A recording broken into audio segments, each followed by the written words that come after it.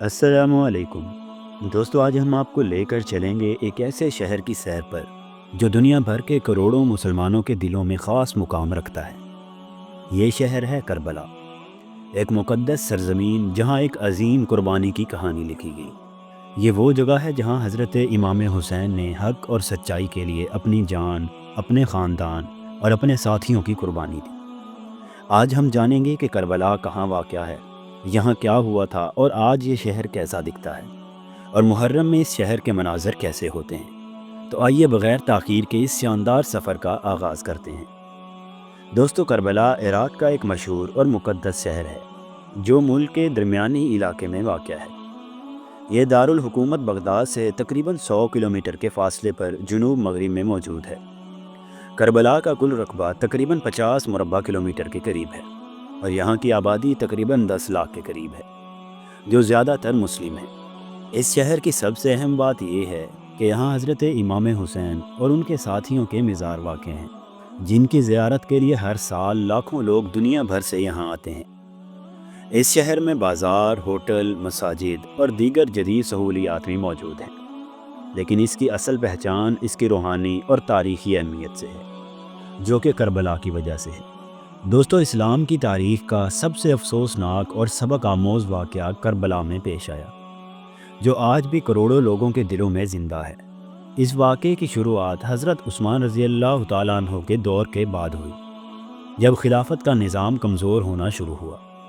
حضرت علی رضی اللہ تعالیٰ عنہ جو چوتھے خلیفہ تھے، ان کے بعد ان کے بیٹے حضرت حسن رضی اللہ تعالیٰ عنہ نے چند مہینے خلافت سنبھالی، لیکن بعد میں امت کی بھلائی کے لیے صلح کر کے خلافت امیر معاویہ رضی اللہ تعالیٰ عنہ کے حوالے کر دی۔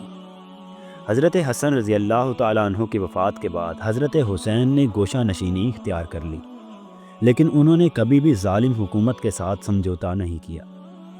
جب حضرت امیر معاویہ رضی اللہ تعالیٰ عنہ کا انتقال ہوا تو ان کا بیٹا یزید خلافت پر بیٹھ گیا۔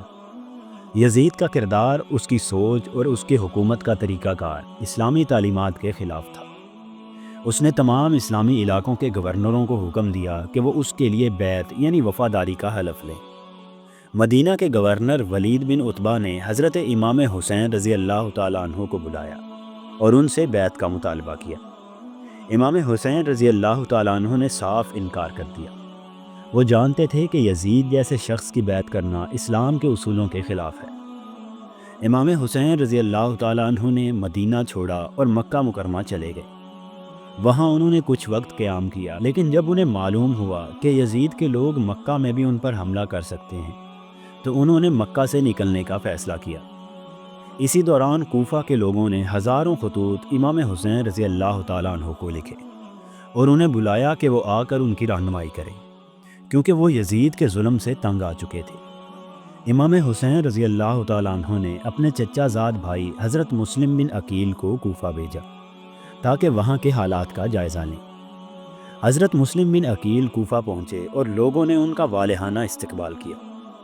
ہزاروں افراد نے ان کے ہاتھ پر امام حسین رضی اللہ تعالیٰ عنہ کے لیے بیعت کی، لیکن جب یزید کو اس کی خبر ملی تو اس نے کوفہ کا گورنر تبدیل کر کے عبید اللہ بن زیاد کو بھیجا۔ اس ظالم حکمران نے لوگوں کو ڈرایا، دھمکایا اور حضرت مسلم بن عقیل کو شہید کر دیا۔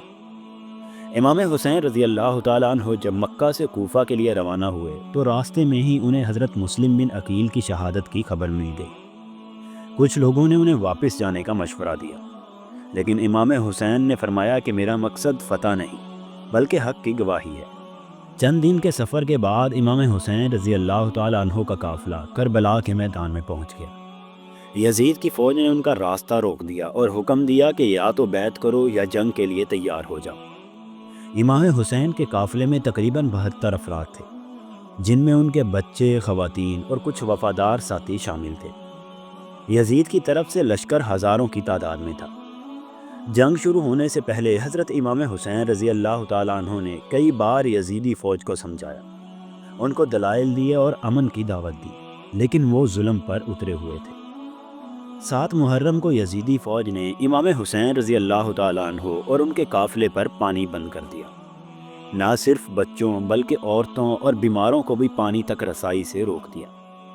صحرا کی تپتی دھوپ، بھوک اور پیاس میں امام حسین رضی اللہ تعالیٰ عنہ اور ان کے ساتھیوں نے صبر کیا اور اللہ پر توکل رکھا۔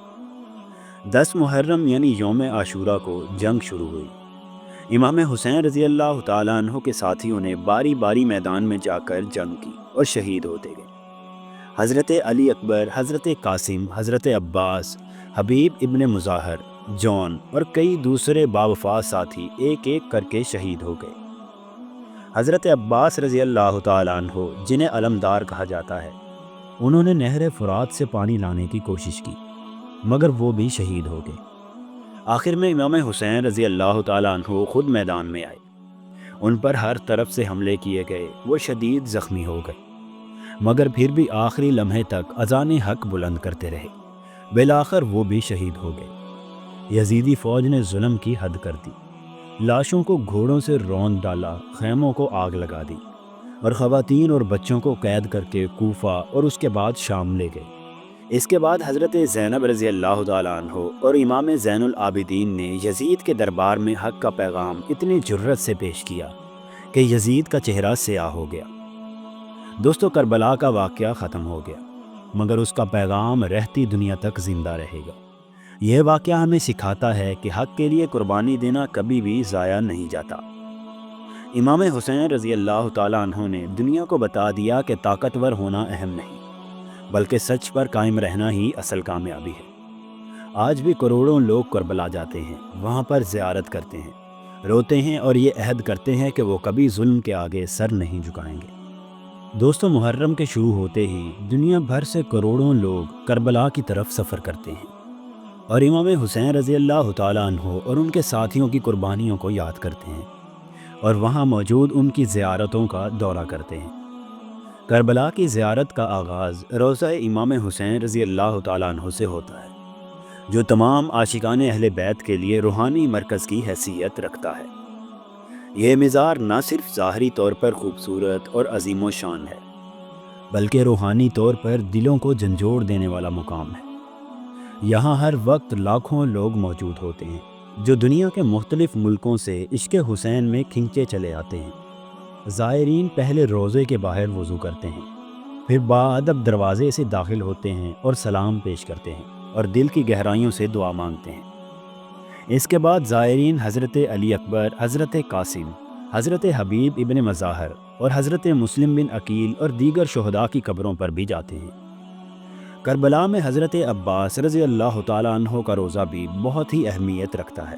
ان کا مزار امام حسین رضی اللہ تعالیٰ عنہ کے روضے سے تھوڑے سے فاصلے پر واقع ہے اور زائرین دونوں مزاروں پر حاضری دینا ضروری سمجھتے ہیں۔ حضرت عباس کی بہادری، وفاداری اور اپنے بھائی امام حسین کے لیے قربانی کا تذکرہ ہر زائر کی زبان پر ہوتا ہے۔ یہاں بھی سلام، نفل اور دعا کا خاص اہتمام کیا جاتا ہے۔ ایک اور اہم مقام تل زینبیہ ہے، جو ایک چھوٹی سی اونچی جگہ ہے۔ کہا جاتا ہے کہ بی بی زینب اسی جگہ کھڑی ہو کر پورا میدان کربلا دیکھ رہی تھی، جہاں ان کے بھائی، بھتیجے اور خاندان کے افراد ایک ایک کر کے شہید ہو رہے تھے۔ یہ مقام زائرین کو کربلا کے دکھوں کا گہرا احساس دلاتا ہے اور اکثر لوگ یہاں آ کر خاموشی سے آنسو ہی بہاتے رہتے ہیں۔ اس کے علاوہ ایک اور جگہ خیام حسینی ہے۔ یہ وہ جگہ ہے جہاں امام حسین رضی اللہ تعالیٰ عنہ کا قافلہ رکا ہوا تھا۔ یہاں خیموں کی نشاندہی کے لیے چھوٹے چھوٹے گنبد بنائے گئے ہیں اور ہر جگہ پر شہداء کے نام لکھے گئے ہیں۔ یہاں زائرین بچوں اور خواتین کی پیاس، تکلیف اور صبر کو یاد کرتے ہیں۔ اسی طرح مقام علی اصغر بھی ایک خاص زیارت ہے، جہاں 6 ماہ کے علی اصغر کو یزیدی ظلم کا نشانہ بنایا گیا۔ زائرین ان جگہوں پر جا کر بچوں، ماؤں، بہنوں اور بیٹیوں کے غم کو یاد کرتے ہیں اور ان کی عظمت کو سلام پیش کرتے ہیں۔ دوستو، کربلا کی زیارت صرف ایک سفر نہیں، بلکہ روح کی بیداری ہے۔ یہاں آنے والے لوگ صرف آنکھوں سے دیکھنے نہیں، بلکہ دل سے محسوس کرنے آتے ہیں۔ دوستو، کربلا کا سفر دنیا بھر کے مسلمانوں کے لیے ایک خاص روحانی اہمیت رکھتا ہے۔ لوگ مختلف ملکوں سے کربلا جانے کے لیے سفر کرتے ہیں۔ کچھ لوگ ہوائی جہاز کے ذریعے بغداد یا نجف تک پہنچتے ہیں اور پھر وہاں سے بسوں، ویگنوں یا ٹیکسی کے ذریعے کربلا آتے ہیں، جبکہ کچھ زائر پہلے نجف میں حضرت علی کے مزار پر حاضری دیتے ہیں اور پھر وہاں سے کربلا تک تقریباً 80 کلومیٹر کا سفر پیدل طے کرتے ہیں۔ اس پیدل سفر کو ملین مارچ یا 40 واک کہا جاتا ہے، جس میں لاکھوں لوگ شامل ہوتے ہیں، اور راستے میں لوگوں کے لیے کھانے، پانی، آرام اور علاج کے لیے جگہ جگہ خیمے لگائے جاتے ہیں، جنہیں موکب کہا جاتا ہے۔ یہ سب کچھ بغیر کسی قیمت کے خالص جذبہ خدمت سے کیا جاتا ہے۔ بعض لوگ زمینی راستے سے ایران، پاکستان یا دیگر ملکوں سے بھی آتے ہیں اور کئی دنوں کا سفر کرتے ہیں۔ یہ سفر مشکل ضرور ہوتا ہے، لیکن لوگ اسے عشق حسین کے جذبے سے طے کرتے ہیں، اور یہی چیز اس سفر کو خاص بنا دیتی ہے۔ دوستو، اگر آپ کا کبھی عراق جانا ہو تو کربلا کا وزٹ ضرور کریں، اور کربلا کا دورہ کرتے ہوئے حضرت امام حسین رضی اللہ تعالیٰ عنہ اور ان کے ساتھیوں کی اسلام کی سربلندی اور کلمہ حق بلند کرنے کے لیے جو انہوں نے کوششیں کی اور اسلام کے لیے جو قربانیاں دی، انہیں ضرور یاد کریں۔ اللہ تعالیٰ سے دعا ہے کہ اللہ تعالیٰ ہمیں حضرت حسین سے سچی محبت کرنے کی توفیق دے اور ان کے مشن اور ان کے راستے کو اپنانے کی توفیق عطا فرمائے۔ تو دوستو، اگر آپ کو یہ ویڈیو پسند آئی ہو تو ویڈیو کو لائک ضرور کریں اور چینل کو سبسکرائب کر لیں۔ ملتے ہیں ایک نئی ویڈیو کے ساتھ، تب تک کے لیے اللہ حافظ۔